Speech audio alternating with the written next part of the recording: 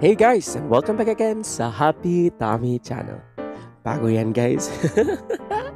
Happy 10,000 subscribers. Maraming salamat sa inyo. Yeah guys, para nga sa ating ingredient ngayon, para sa ating 10,000 subscribers ay gagawin natin, pagsasamahin natin ang tang orange at ang ating condensed milk. Pwedeng pang negosyo, lalo na ngayong summer. Ano pang hinihintay nyo? Tara na at magluto na tayo. Tara na.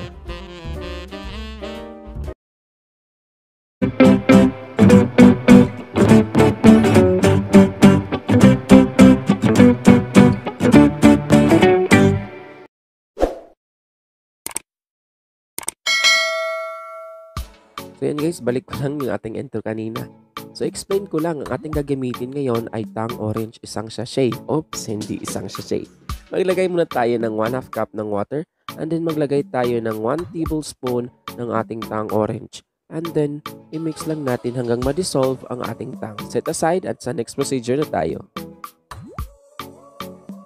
At para nga sa susunod nating procedure sa isang malinis na bowl nga, maglagay tayo ng 2 cups ng cornstarch.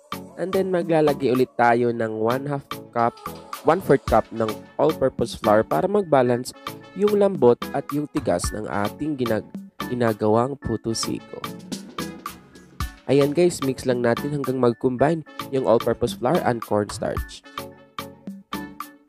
Pagkatapos yan guys, ayan maglalagay tayo ng condensed milk.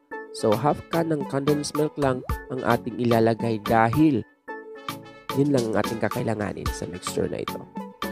So yan, constantly and gradually lang ang ating paglalagay ng ating condensed milk hanggang makuha natin ang consistency na parang dough.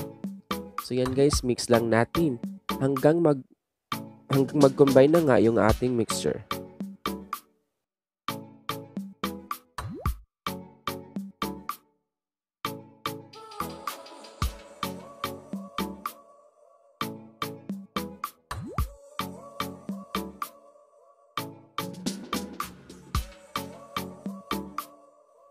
At ayan guys, bago natin masahin, ay ilagay muna natin yung ating tang orange na minix kanina.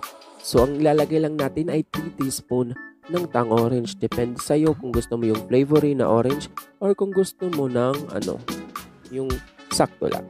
So yan guys, kung nakukulangan kayo sa kulay, pwede kayong magdagdag ng orange na food coloring. Pero para sa akin, okay na to. Mas maganda yung simple lang, hindi ba? So yan guys, mix lang natin hanggang mag-combine na yung ating tang orange.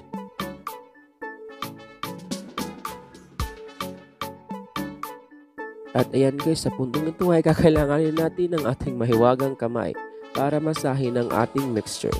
So ayan guys, pwede kayong hindi mag-gloves, basta't maghugas muna kayo ng iyong kamay.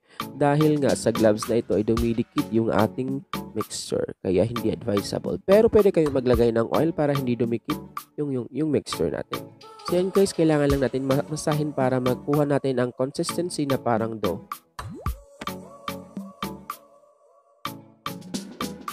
So yan guys, hindi naman kailangan nating tagalin ang pagmamasa dahil hindi naman tayo gagawa ng pizza. Kailangan lang na mag-combine yung ating mga ingredients na hinalo kanina. So yan guys, okay na ito. Set aside lang natin, let it rest, and sa next procedure na tayo. Ayan guys, para nga sa ating next procedure, maglagay muna tayo ng flour sa ating lalagyan para hindi dumikit yung ating mixture. And then pagkatapos, gamit tayo ng 1 teaspoon ng measuring spoon para consistent yung ating measurement. And then i-roll it out lang natin and press. Then voila, tada, meron na tayong puto siko roll. So repeat the process lang sa lahat ng ating dough hanggang magagawa tayo ng napakaraming puto siko.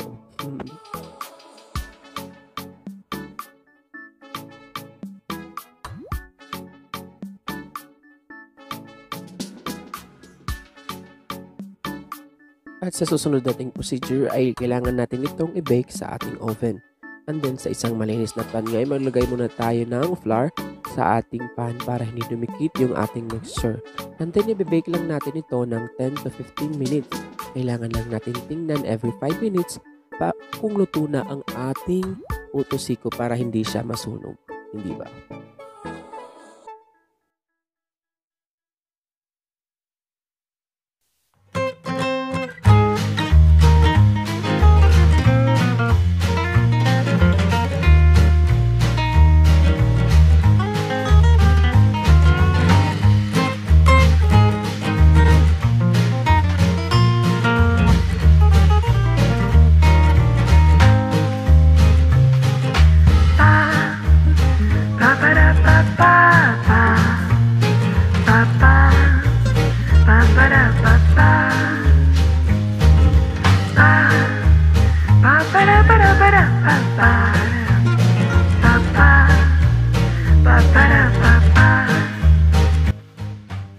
Whoopie! At ito na nga guys, di ba napakadaling gawin at napakasarap niyan, promise guys. Ayan guys, marami pang akong recipe na potosiko. Kahapon ngayon nag-upload ako ng Fuji bar na potosiko. Check mo lang yung aking channel and then nandun lahat yung ating mga videos na may potosiko. So yan guys, pwede mo itong ibenta ng 3 to 5 pesos bawat isa. Depende sa marketing nyo, depende sa gawa at laki ng gawa nyo, at depende na rin sa mga nagastos mo. Ayan guys, diba't napakasarap yan. Pwede mo itong pang start para sa iyong negosyo, business, lalong lalo na ngayong summer. Ayan guys, maraming salamat sa panunood and happy 10,000 subscribers. Yeah guys, so road to 11,000 subscribers na tayo. Hindi, joke lang yun.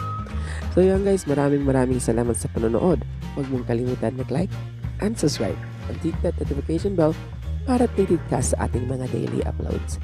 At ayan guys, kung gusto mo yung kakaibang video, nandun sa aking channel ang lahat ng hinahanap mo. And para sa ating full recipe at full ingredients ay nandun sa ating description box below. Ayan guys, maraming salamat sa panonood. Don't skip ads. Thank you for watching. See you again in my next video. God bless and happy 10,000 subscribers. Bye-bye!